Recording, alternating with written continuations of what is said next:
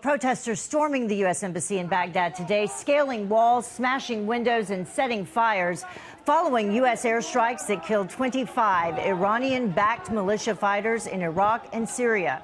U.S. troops firing tear gas in response to the violent protest. President Trump putting the blame squarely on Iran, tweeting this, read this: Iran killed an American contractor, wounding many. We strongly responded and always will. Now Iran is orchestrating an attack on the U.S. Embassy in Iraq. They will be held fully responsible. In addition, we expect Iraq to use its forces to protect the embassy, and so notified. Trey Yingst is live for us in Jerusalem with the very latest on this. Trey, what do we know now? Heather, good afternoon. Today, hundreds of Iraqis stormed the U.S. Embassy in Baghdad, prompting Iraqi security forces to intervene. Protesters there set fires across the compound, smashing windows and chanting, "Down, down, USA." Reports indicate the embassy is on lockdown and American citizens are inside. The ambassador is out of town, though embassy security forces were seen trying to push back demonstrators with tear gas and rubber bullets.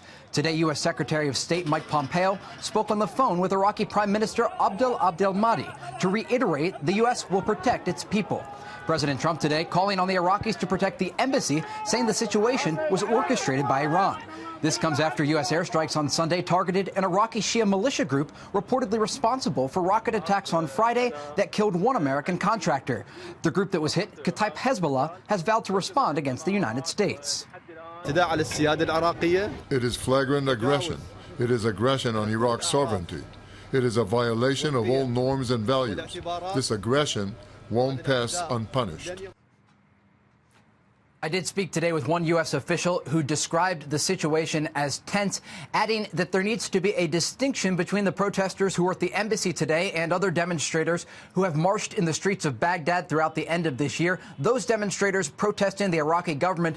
The demonstrators at the embassy today, many of them are linked to Iranian-backed militia groups within Iraq. That one source also telling Fox News the president is being briefed continuously by his security team and will make the final call on whether or not to respond to the storming of the U.S. Embassy. Heather? So, Trey, we mentioned this at the very top.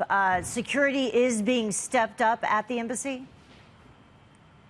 That's right. According to the Department of Defense, about 100 U.S. Marines are going to the U.S. Embassy in Baghdad to help bolster security there. We did see earlier today U.S. Apache helicopters firing flares, really just to send a message to those Iranian-backed militants who have arrived at the embassy and protesters that are joining them. The United States has the firepower in the region to respond with force if necessary. We do know that the U.S. security forces who were on the ground today, although the ambassador was not there, did have to use tear gas and rubber bullets. There were a number of reports on the ground in Baghdad of injuries there, but no casualties as a result of the clashes that erupted as those U.S. forces tried to push back demonstrators from the embassy.